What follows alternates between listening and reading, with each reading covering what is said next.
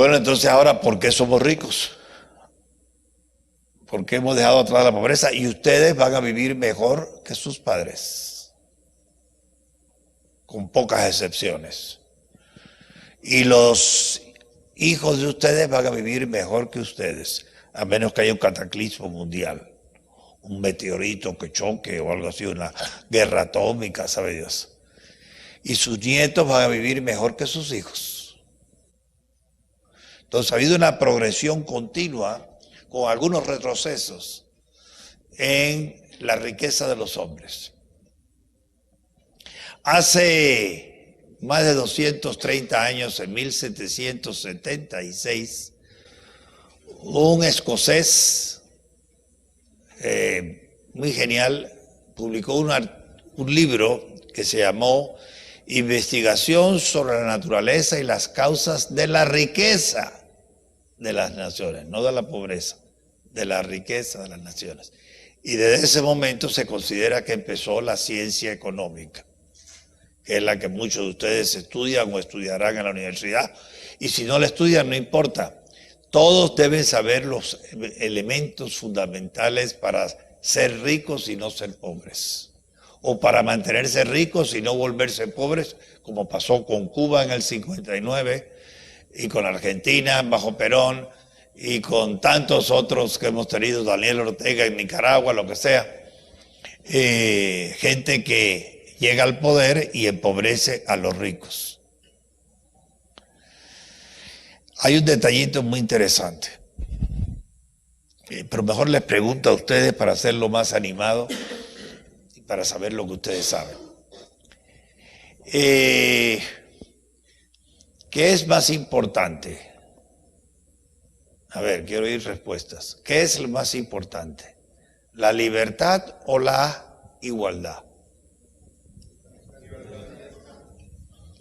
¿Hay alguno que diga la igualdad? Qué bien. ¿Saben dónde todos somos iguales?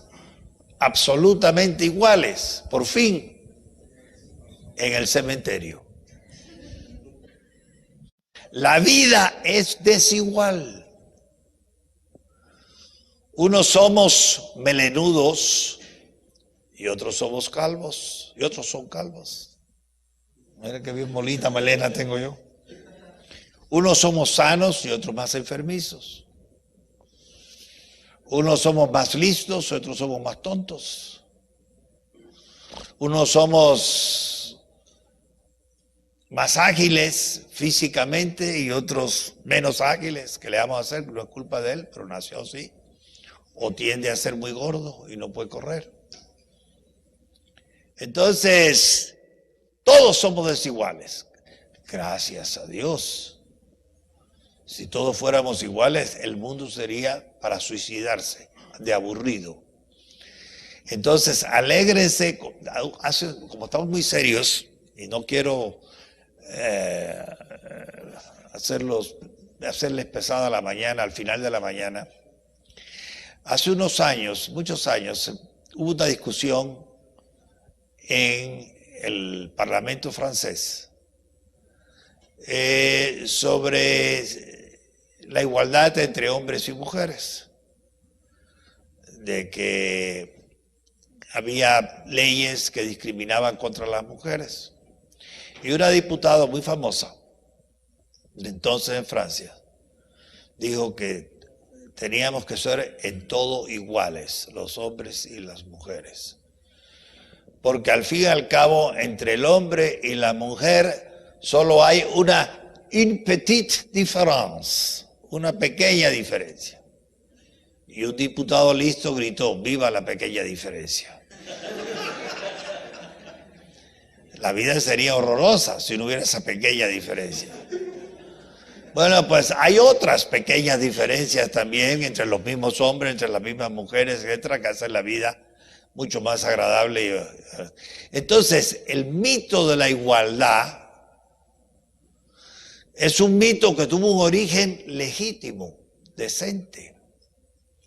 Se pensó, le voy a explicar el origen de la idea de la igualdad, porque no se la van a aplicar probablemente en las universidades a donde vayan, o puede ser que sí, no lo sé.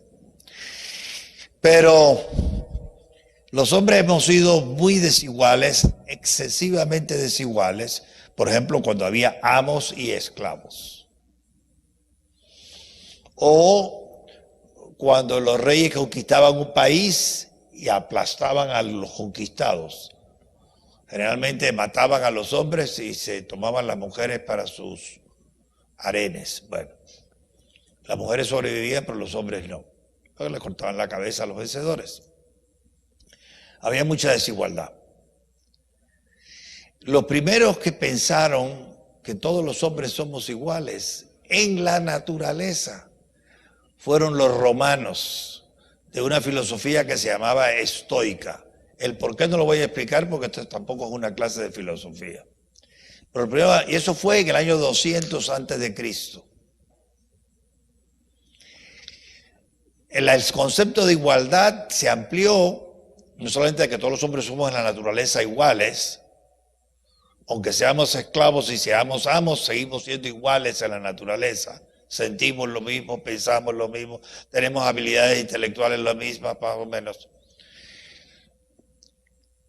El siguiente aporte a la idea de la igualdad la hizo el cristianismo.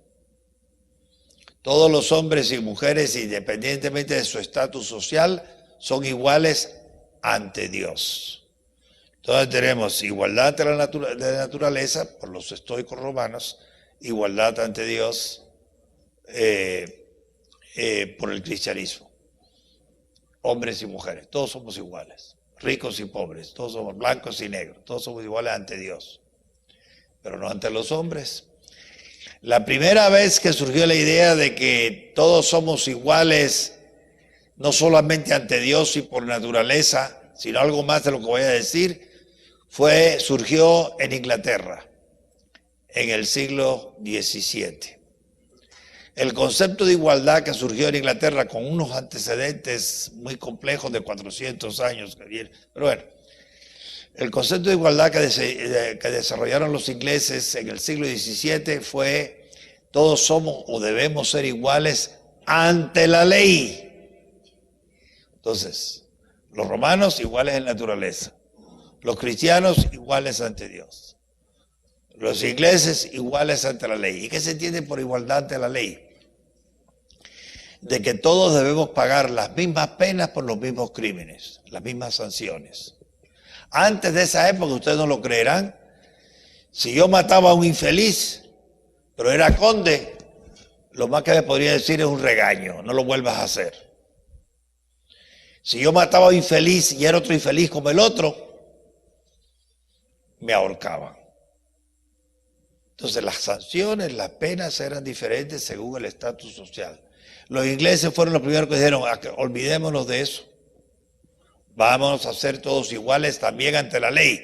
El que mata, el que roba o el que miente, sea el príncipe tal o sea el fulano más cual, todos pagan igual, con la misma pena de prisión o de multa o lo que sea. Entonces, esa igualdad es legítima.